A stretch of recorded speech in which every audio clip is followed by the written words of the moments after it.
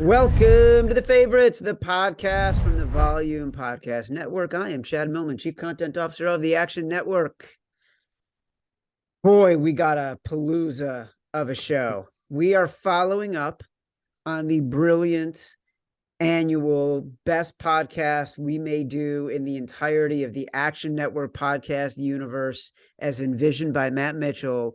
It is the Propsapalooza podcast that Sean Kerner and Chris Raybon do every year. Simon Hunter, professional bettor, my BFF, my companion, my compadre. Hello, Simon. Hello, Chad. Good to be back in the States. You're back. You're back from England. Cheerio, my friend. You survived. I think you were drunk for most of the podcasts you did last week. Definitely was, but got my point out there. I think people knew where I was going to be regardless, but the alcohol definitely made me a little more confident than I usually am. But yeah, firing away last week. You know, on Saturday, I went to the UNC at Duke game at Cameron. Oh, wow. Top 5 sporting event ever been to. Stunning how good it was. I was rooting for Duke because I was there and because why not? But I bet on North Carolina. They didn't cover. The spread was 3.5. What the hell, Chad? Didn't care because the game was so much fun. I didn't care. Truly astonishing. No, I was gonna say that's what got me hooked on Duke. That's why I got a Duke poster behind me. Cameron Indoor. I went there, whatever that was, 8 or 9 years old, as the first American sporting event experience, and it changed my life. Walking around that campus, we walked around Krzyzewskiville. Everyone's drunk. All the kids are running around. It was 20 degrees outside. Nobody had any clothes on. They didn't care. You walk around the quads and every garbage can is filled with just liquor bottles that are empty and cases of Bud Light and wine bottles. And my 16-year-old kid is just walking around like college is the fucking best. He just like could not get his head around all of it. So we're back. It was a great way to spend the non-football weekend before the Super Bowl. You know what a better way to spend time is? Bringing in Sean Kerner, bringing in Chris Raybon. I feel like I've got the Yankees murderers row on this podcast right now. Between the three of you. Kerner, hello. Should unmute myself. What's up, Chad? Raybon, good to see you, brother. What's going on? I'm not muted. I've been losing my voice yelling at Sean about all these punter props and stuff all week. So about how much money we're gonna make on them, we'll get through it. We'll get through it. That's the beauty of Propapalooza is the punter props are probably Sean Kerner's favorite thing to bet on, and we're gonna get to it. But for the rundown of this show, I want to remind people, if you're listening to us, follow the favorites in Apple Podcasts. It's the best way to get us as quickly as possible. Follow the favorites.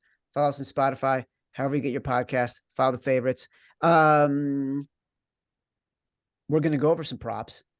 Essentially, like Raybon, when you and Stuckey do the Action Network podcast, which I love, your Thursdays, you'll do the 6-pack. I've listened to that. You basically focused on props for the 6-pack this week. I want us to use a similar theme for the podcast this week. I want each of you to be giving me your favorite props right now.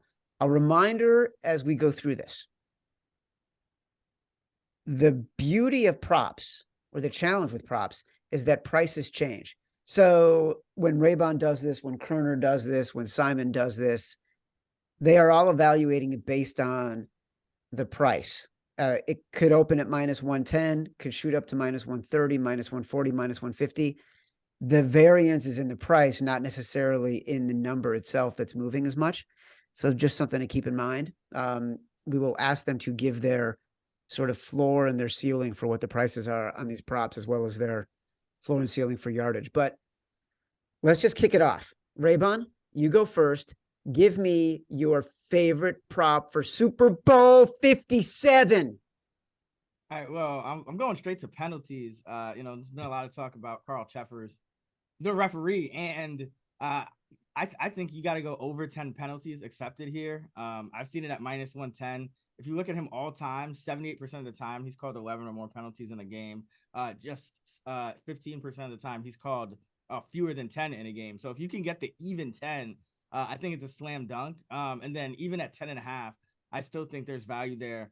Little less in the postseason, he goes about 50% over 11 or more, and then about 8% 9 or fewer. But either way, this guy is leaning toward calling a lot of penalties more than calling few penalties. So that's one where I'm giving people the split. So if the books want to get cute and change the number, and it goes to, let's say 11.5 or something, then you still bang the under. So, but I would really bang the over at 10 or 10.5 for Treffer's penalties. This is like a little episode of Convince Me. If you're talking about officials and there's a prop on an official, I'm duty bound to bet it. So give me that one. Kroner, give me your favorite prop. Yeah, so my favorite prop right now is actually for the Chiefs to call the first timeout. You can get this around -105 right now. And it does seem like this would be a market that's similar to the coin toss, where it's just more of a 50-50 type of bet that just comes down to luck. But that's not the case, especially with this matchup. And last year, if you recall, one of my favorite props was the Rams to call the first timeout. Sean McVay is one of the most wasteful coaches when calling timeouts. So I went and I tracked both these teams, which teams called the first timeout in all their games and which ones were wasteful. So wasteful timeouts are when the offense or defense has to call timeout due to, the play clock's about to expire. They're trying to avoid a delay of game penalty, or they don't have the right personnel on the field, or for any other reasons.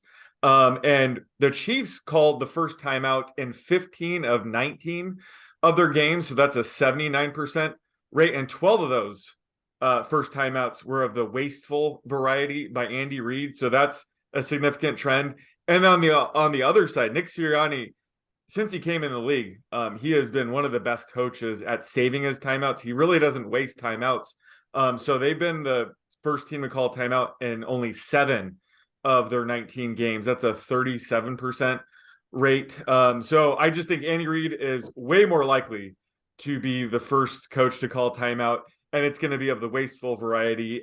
So I'm projecting this around a 65% chance of the Chiefs calling the first timeout. And we can get this, like I said, at -105. So I love the value we're getting on this. I mean, come on. Here's what I love. So you've got another one that you wrote about on actionnetwork.com and in the Action Network app. Will both teams kick a field goal longer than 33 yards? And the stat in there was Harrison Butker has done it in 7 of 15 games, so only 47% of the time. And Jake Elliott has basically done it in only a third of his games. So there was an edge in playing the no. Both teams will not kick a field goal of more than 33 yards. But now you're giving me like first down research.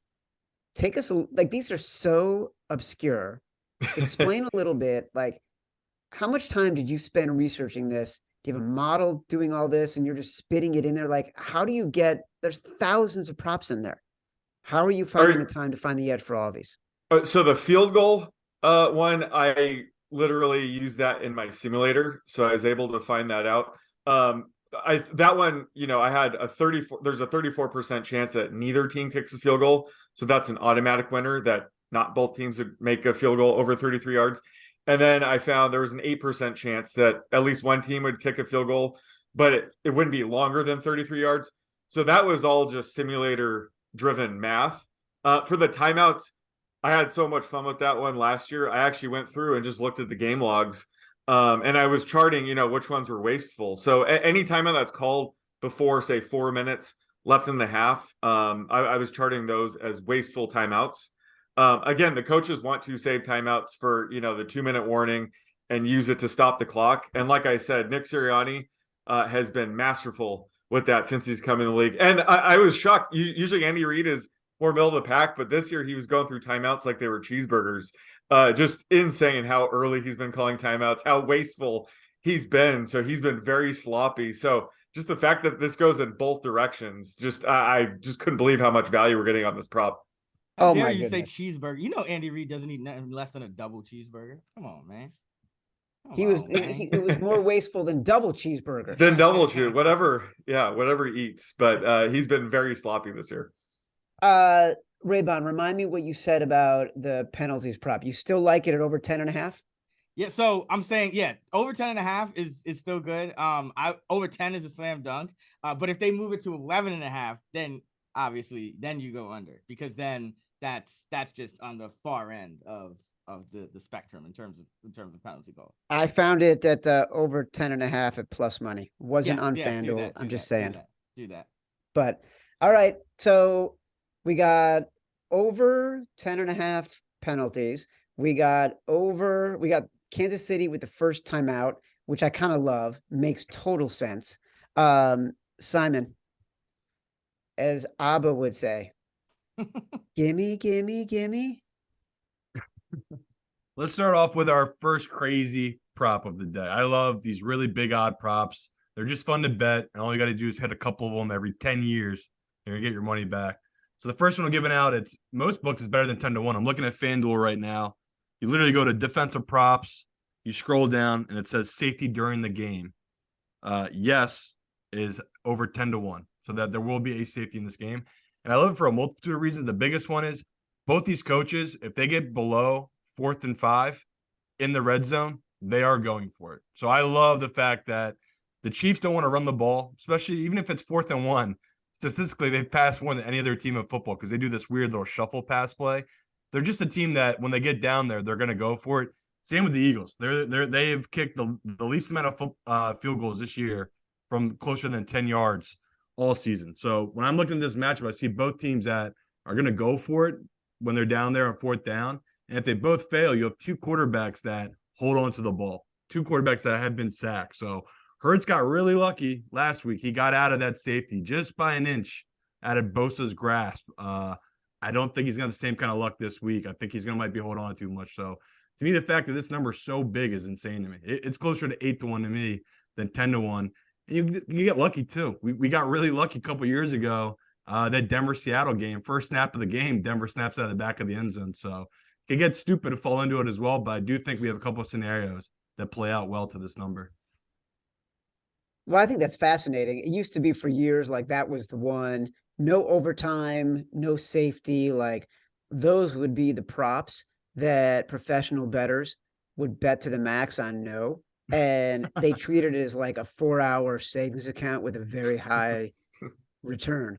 So I like your logic. It actually feels to me like there's a through line in there to what I just mentioned earlier about Kerner and the field goal props, in that the expectation is these are not conservative coaches when it comes to play calling. Yeah. When they're in the red zone, they won't kick field goals. When they are just outside the red zone, say 35 medium range 4th down, they'll go for it instead of kicking a 50-something yard field goal. Your theory on their tendencies inside the 5 is similar to that. Yeah, I like it. And it's the Chiefs. They don't got the savior Chad Henne in there to drive the field 98 yards. They got to go with Mahomes. So That's so true. And he's not nearly as good as Chad Henne when it comes to crunch time. Here's my question. There's a lot of talk right now about Jalen Hurts. He's been injured. He did not look good in that Niners game. He missed some easy passes, especially early on to AJ Brown. How come nobody's talking about Jalen Hurts 240 yards over under for passing yards? I talked about that. That was like a week ago. I was talking about that when it was up by like 245, 246, 247. And then I thought it was gonna keep going up because people keep betting overs. And I woke up one day and it was just 10 yards lower. So I don't know if somebody like agreed with me and steamed the under or what, but now it's kind of like a little bit more in line because I thought it should have been in the mid 230s, the whole time, and which it's starting to go to now. But it was initially opened way too high. I think it's a lot more fair at this price because on one hand, he's only gone over 243 5 times, I believe, in his 17 starts, but you also expect, because this is the lowest spread they've had all year, they could be a little bit more pass heavy than normal. So I thought the market was overinflating it when it was way up in the mid 240s, but now it's a little more on point, in the mid to high 230s. Well, for my favorite prop, I'm going to steal one from Simon Hunter. which he talked about. I think we talked about it on Green Dot Daily. We've talked so much about this fucking game at this point, I can't remember where he talked about it. But I actually love the idea of over 2.5 players to throw a pass in this game. I think it's brilliant because, obviously Hurts and Mahomes are going to do it. But look, both players are banged up. You don't know if someone is going to have to come out for a play. We clearly know that if they do have to come out for a play, both coaches are not afraid to let the backup quarterback throw the ball. But also, can't you just see Devontae Smith coming around the end and flinging a bomb to AJ Brown? Like I so can see that happening in this game because these are not conservative coaches. And this is when coaches more and more open up the playbook and go a little bit crazy. So give me the over 2.5 for players to throw a pass in the Super Bowl. Kroner's shaking his head. He likes that one. Yeah, I think it'd be like Travis Kelce throwing a jump pass to like the left tackle or something like that. I think it would come from Andy Reid's side. Really? Yeah, I actually don't. I think what I've noticed with Andy Reid in the big games, he's like, I'm not taking the ball out of Mahomes' hand for no reason, like for nothing. So I feel like it would come from Philly, ode to the Philly special or something like that. That would be an interesting bet though. Like if you could bet like one team to throw more than one player throwing a pass. That would be maybe they should create that market for us. Maybe they should. If FanDuel is listening, they should moving everything. Here's the it like how like Simmons and McAfee, like there's always these like bonus bets you're doing or whatever. Like for action, it would be the most obscure prop you can bet. It'd be like, will one team have more than one player throw the ball? That would be the Action Network special. Or I was gonna say they could do the Philly special, which is either quarterback score a touchdown receiving, which would be nice too, because they could do some crazy odds on that. Because what are the odds? That would be different from just any time, right? Yeah, that would just be like, that would be dope, actually. Hey, there's a question in the chat. I think Kerner, do you know this? If a challenge is unsuccessful and a timeout is incurred, does that count as first timeout? Yeah, I think it would. Yeah. Yep. Okay. All right. I want each of you to give me one more prop that you love, and then I want to move on to some other ones. I guess I should ask someone. All right. Which one? Ray-Ban, why don't you go first? So I like the Jerick McKinnon under 8.5 longest rush. He's just been completely ineffective running the football. Ever since that walk-off game-winning run against Houston, he's run 24 times for 43 yards with a long of 7. Only 10% of his carries have gone for 8 or more yards this year. Only 8% of his carries have gone for 9 or more yards this year. So this started at 9.5. It's down to 8.5. There's even value on it at 7.5. The more I look at this guy just has not been finding explosive runs. And you look at last year, double-digit carries every single postseason game. They tried that this year. First game against Jacksonville, got 11. Only ran for 25 yards, I believe it was. Second game, 4 carries, which is his median on the year. He would need upwards of 8 carries to have even a 50-50 shot of clearing this prop at 8.5. So I like the under 8.5 for longest run. Do you have a ceiling on the price? I would probably go down to about -140 on 8.5 and minus like even money on 7.5. All right, Jerick McKinnon under 8.5 yards, longest rush. Kroner, give me your next one. Well, I have to be on brand here and give you my favorite punter prop currently, and it's the Chiefs to have the longest gross punt in this game. You could get at -155, but the Chiefs have a massive edge here with Tommy Townsend. He's been averaging 50.5 yards per punt this season, which ranks second. Whereas the Eagles, we don't even know who their punter is going to be. They might get Aaron Sippis back. He just came off the IR. He's only averaged 45.5 yards per punt, which ranks 26th on the season. Have to imagine he'll be a bit rusty. He might not even be 100% for this game. So, he's going to be even worse than his season average. If he's unable to go, it'll be Brett Kern, who's only averaging 41 yards per punt this season. The only player with a lower average is Jake Elliott, the Eagles kicker, who had to fill in for Sippis when he got injured in game. So that just goes to show what we're dealing with here. Off of my Sims, I'm getting the Chiefs actually closer to a 70% chance to have the longest punt, and that's the best case scenario with Sippis active. So I'm getting the fair price closer to minus 235 here. So again, we're just getting massive value with the Chiefs minus 155 to have the longest gross punt in the game. We don't even think Jake Elliott is going to kick a field goal of more than 33 yards. You know, we can't expect the guy to come off the bench and punt for more than 33 yards. All right, Simon, what do you got? There's a couple different ways you can go. I think people know my view that I love the sacks in this one, so I'm not even going to give it out. If you want to do any type of over on sacks for the Eagles, over 2.5, or total in the game, which I believe it's up to 5.5. I just felt safer doing the Eagles over 2.5 at minus 150, but I'm trying to give out plus numbers here. And another good one on FanDuel is the over interceptions. Is at 1.5 is plus 150 right now, 152 to be exact. I think that's a really good number for what I think the books are overrating is Hurts does really protect the ball during the regular season. I just see both sides being more risky. And we've seen Mahomes in the playoffs, he actually turns the ball over at a higher rate than he does during the regular season. And in his career, in games he loses, he actually turns the ball over. So if you're an Eagles backer, you better hope that Mahomes turns the ball over. It's not looking good. They're just the kind of team that's how you have to beat this Chiefs team. You have to get Mahomes off his spot, which is what I think this Eagles defense would do. So I think they're going to force him in a lot of weird, tough throws to get him off balance, and he'll be able to turn the ball over. And the same thing with Hurts. I think Hurts has gotten lucky these last couple of weeks of not turning the ball over. He's kind of left it out there and got away with a few. I don't think the Eagles can hide him in this game. I think they're going to have to throw the ball. They're not going to be able to just run the ball like they have been these last couple of weeks. So to me, that's crazy value when you know the way I'm predicting this game to go. I think it's going to be a high-scoring match. That means the ball will be going through the air. So to me, that's a really weird that they're making a plus 150.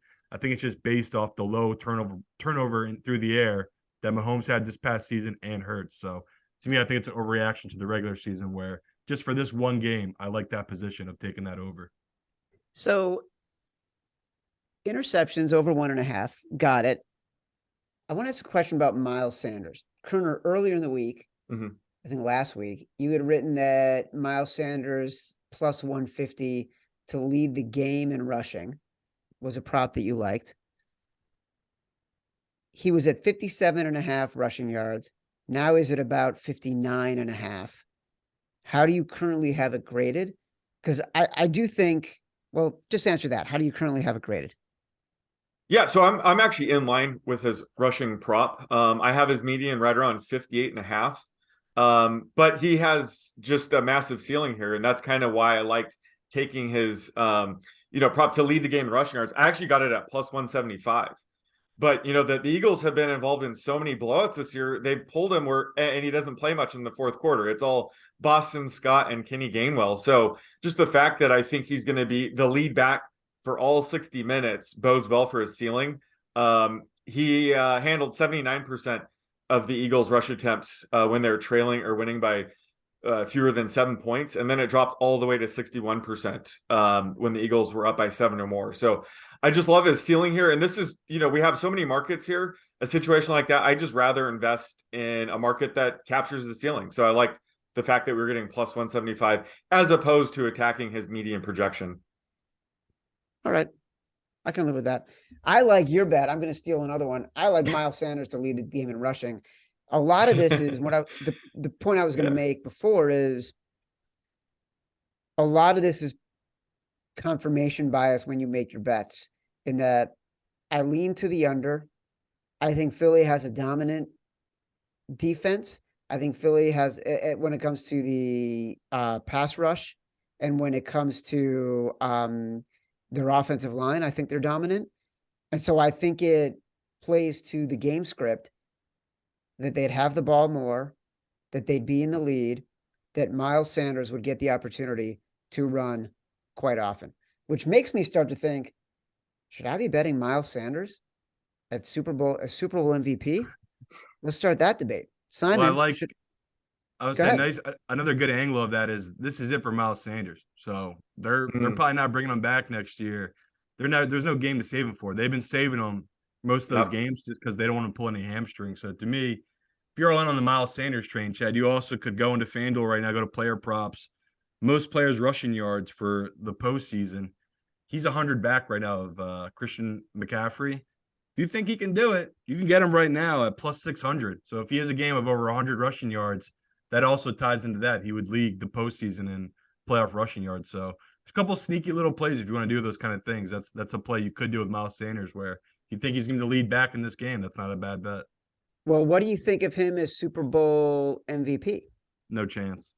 Just it's so QB driven. Even if he has that incredible game and Hurts somehow rushes for one touchdown, passes for another, and has no turnovers, it'd be hard not to give it to him or whoever the best defensive player is. It's just they really skew the running backs. I mean, that year, what was it, 2-3 years ago, that Chiefs 49ers game, I think it was McKinnon, whoever the running back was, had an incredible game. And they still gave it to Mahomes, who really didn't do much in the game. So Damian Williams. Damian Williams, that's Yeah. what it was. So it is tough, Chad, with the running back with MVP. I totally remember that because I think I had Damian Williams, and we watched that game at a bar in New Jersey. That was also the game where Patrick Mahomes, his rushing yardage total was like 26, and he was at 43. And instead of just taking a knee, he kept running back like 7 or 8 yards. Yeah. So I felt like I got lucky because I had Damian Williams to win the MVP, but I also had Mahomes on the under his rushing yards. So it worked out okay for me. The world gives. Do you know what I'm saying? If you're thinking about MVP, then Simon, who am I looking at? I usually either go safer with crazy long shots. So to me, if I'm taking a side where if I love Mahomes and I love them to win it all, it's just really impossible to see them winning this game without it being on Mahomes. So I think that's safe at plus 130 compared to Hurts. I wouldn't touch Hurts. There's too many factors in there where I could see them giving it to Hurts. He's just not a lock like Mahomes is for that team. We all know that's the reason they're so good is Mahomes. The Eagles have a lot of parts of that team that make them so good. So if I was going really safe and boring, I'd go to Mahomes. I think we talk a little bit about, reaching for the upside guys. I just don't like it's been bet down so much was Reddick. He's the pass rusher for the Eagles. It was at 50-1. Now it's down to 34-1. So I still like it. I don't hate it that how much it's moved because to me he's the X factor of this Eagles defense. If he can really get Mahomes off his spot and affect this game, I could see him getting MVP. But to me, the numbers move so much. Right now I'm sitting here. I would either go with Mahomes or I just wouldn't do anything. Mahomes is plus 130. Jalen Hurts is plus 130. Miles Sanders, by the way, 25-1. Kerner, do you have a MVP favorite bet? Yeah, I actually do like Miles Sanders at 25-1. I think this, I already took him to lead the game in rushing at plus 175. I just think this game sets up for a ceiling game for him.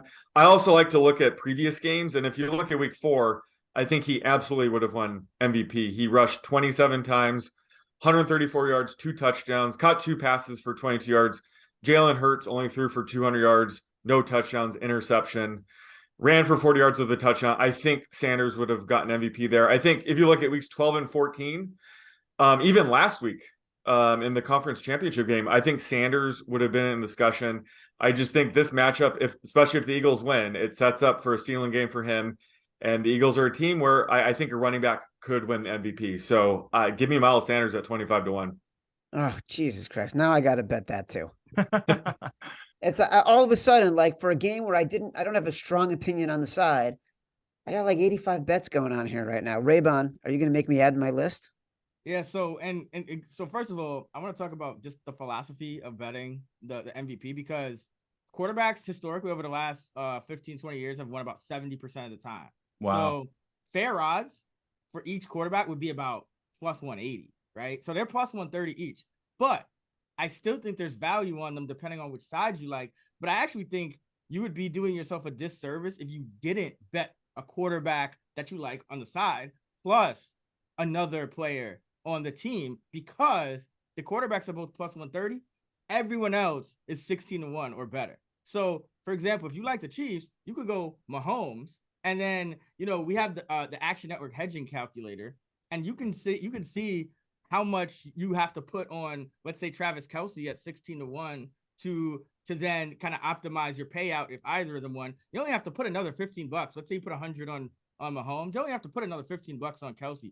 AJ Brown at 18-1. You put $100 on Jalen Hurts. You only have to put another $12 on AJ Brown at 18-1. So I think that's how I would attack this market, is taking the quarterback for the team that you like more, and then pairing them with, you could even do multiple long shots, because all of the starters on either team, I mean, AJ Brown 18-1, Miles Sanders 25-1, Devontae Smith 31-1, Dallas Goedert 60-1. Those are the most likely guys. So I like all of those. I think as far as long shots, I by the way, I do think this year is the year where a running back could win if it's Philly, because there's a chance, even if Hurts, let's say, gets one touchdown, whether it's passing or rushing, if Miles Sanders gets multiple touchdowns or something like that, I think he has a shot. So I actually like Kenny Gainwell at 130-1, because he's got two different ways he could win. He could win if they're blowing him out, but he could also win if they earn a comeback game script. And let's say he gets a touchdown early and then another one, he catches a bunch of balls and then gets another one late, and Hurts only has one.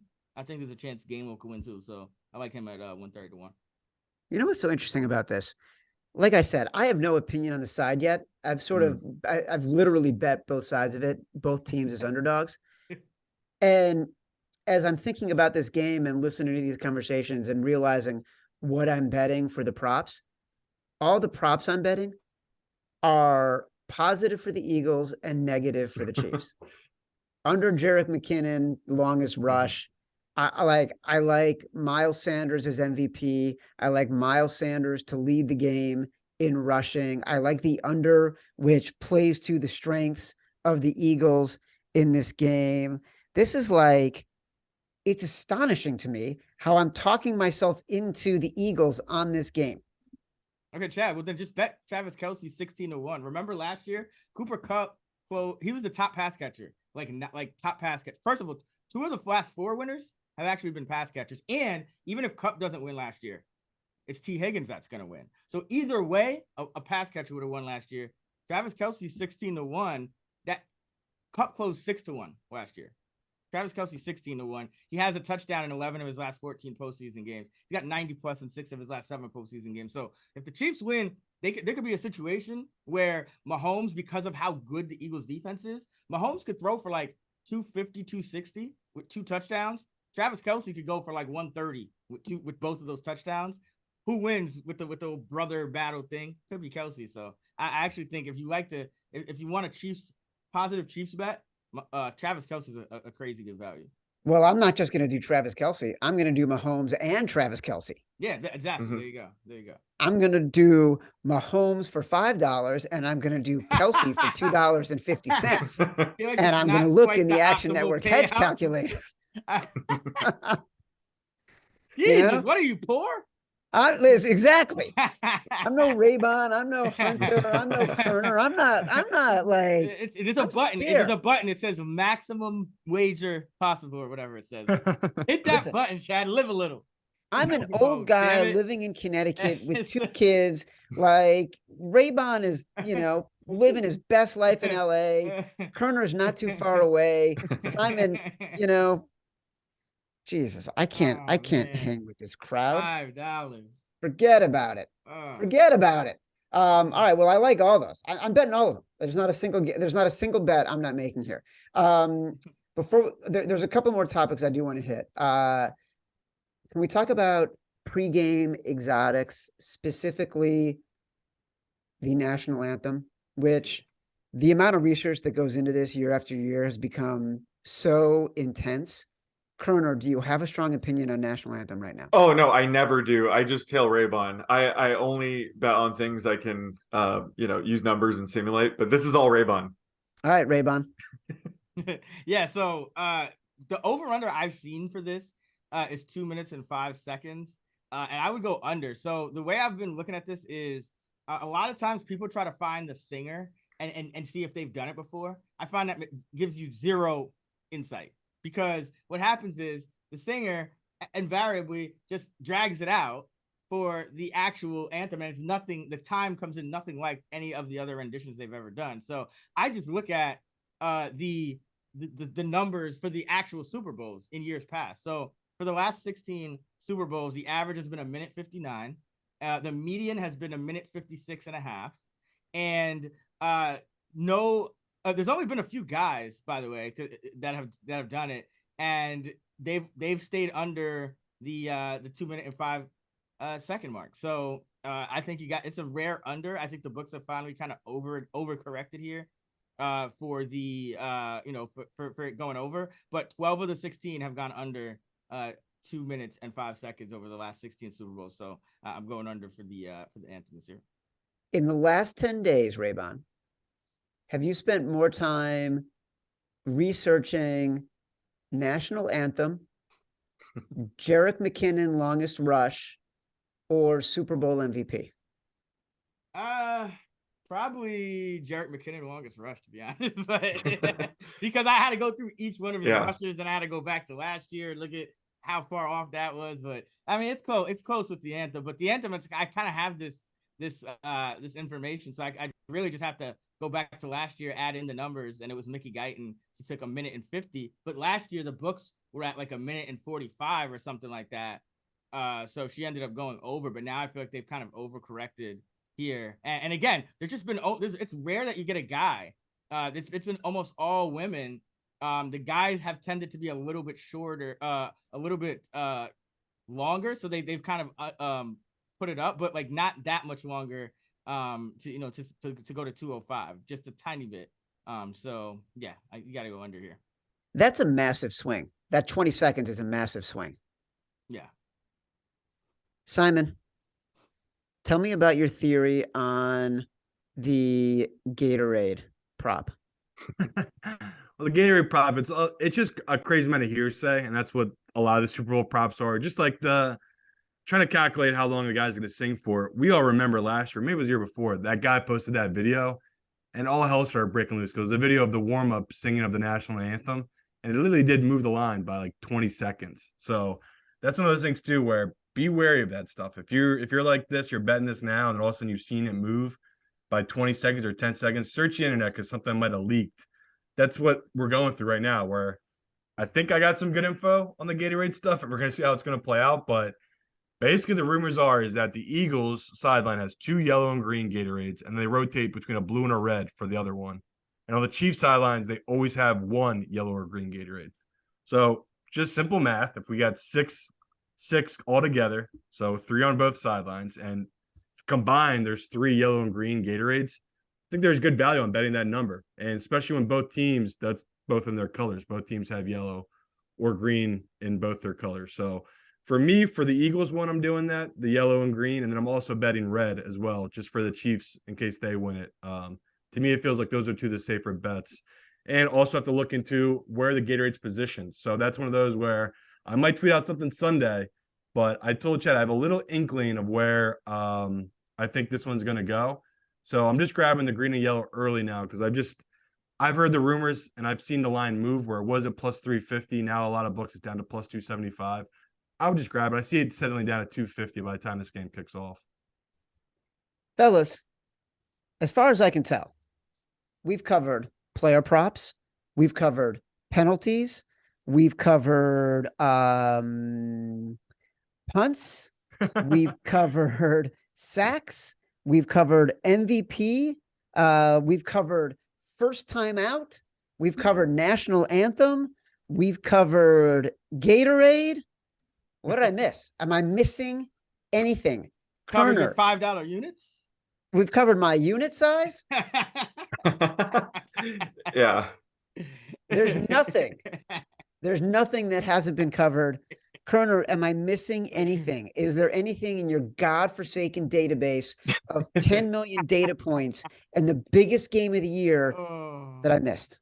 No, I mean we do have more player props if you want to go over some more. We one thing we didn't talk about, unless I'm missing it, was we didn't talk about anytime touchdown, right? Or touchdowns in general. We didn't talk about anytime touchdowns. Yeah, we should do that. Yeah, I would say for everyone who wants like the one that is like a really good chance to hit. Again, Travis Kelce has scored in his last 5 postseason games, 11 of his last 14 postseason games. He's got the whole brother narrative going on. I think minus 115 is still, it's like a little overvalued. Like I think his touchdown odds are just under 50-50 when you project it out. But like when you consider just how much it goes up in the postseason, it's really tough to model that. So I think that's a really good play. But, I know Sean and I have been talking about this guy, Jody Fortson, all week. First touchdown, anytime touchdown, whatever you want. I think he's a really great long shot bet because he 29% of his career catches have gone for touchdowns. And then this year, 38% of his targets have been inside, not the 20, but inside the 10-yard line. And he's running about 8 routes per game, which is really good for a number 3 tight end. And he only came back for the championship. He was out for about the last month and a half before that. So, he's kind of still under the radar. I don't think he did anything in that last game, but he should be out there, 8 for about 7 to 10 routes. And it's more than likely that if he gets a target, gets a catch, it's coming in the end zone. So Jody Fortson, I believe he's at 12-1 for any time. And he's way up there for first touchdown. So that's the guy that I would encourage people to take a shot on for a long shot. Kerner, give me one more player prop. Yeah, so this is a market where I do like a player like Quez Watkins. You can get him at plus 750. He's not a player I would invest in the over on his receiving yards or something like that. I'm giving him a 25 to 30% chance he doesn't even catch a pass here, but he carries a ton of upside when it comes to catching long touchdowns. All 3 of his touchdowns this season have been on targets 20 plus yards downfield. So a game like this where the Eagles will probably be more pass heavy because it's going to be a rare, close, potentially trailing game script. I think, this is a time to invest in Watkins' ceiling. And if you look at, Watkins' 3 touchdowns in 16 games, that's a fair price of plus 430. So I just think we're getting quite a bit of value here with Watkins at plus 750. Well, listen, if I know anything, having been on Convince Me with all 3 of you all season long, which everyone can watch on Sunday morning at 11 a.m. in the Action Network app, Action Network HQ on Twitter, Action Network on YouTube. I know that Raybon has made a living on Quez Watkins under receiving yards. I know that Raybon is going to be on Quez Watkins under 1.5 receptions. I know for a fact that Sean Kerner is now saying Chris Raybon doesn't know what he's talking about. So that's exactly what it sounded like to me. Yeah. So I look forward to the Quez Watkins battle for Convince Me for the Super Bowl preview. I never know what I'm talking about, Chad. It's just Quez, a lot of luck. Quez will have 1 catch for 80 yards and a touchdown. Yeah, we're both going to win. That. You're going to thread that needle. You're going to be like this. That I is got exactly Chiefs the plus deal. 2.5. To be honest, that's why I'm not betting his yardage this game. I thought the volume was a smarter play because the odds of him getting 2 catches are still super low. But this is a game like you saw the last game. He got a 33-yard air yard target. It just got broken up by Trevarius Ward. I could see that happening again. He's gonna get his one deep shot, and I think he has a decent chance of connecting because the Chiefs aren't the San Francisco 49ers. All right, boys, we've covered the whole field. We've done it. Simon Hunter, Sean Kerner, Chris Raybon. For producer Matt Mitchell, I am Chad Millman. This has been the Favorites Podcast from the Volume Podcast Network. Don't forget, people, do not forget, follow the Favorites Podcast, like it in the Apple Podcasts app, on Spotify. You can get us right away. What else did I want to say? Download us from Apple Podcasts, from Spotify, wherever you get your podcasts. Rate, review, subscribe. Feedback is a gift. Until next time, on Thursday, we'll have Best Bets with Brandon Anderson. Looking forward to that. Love you.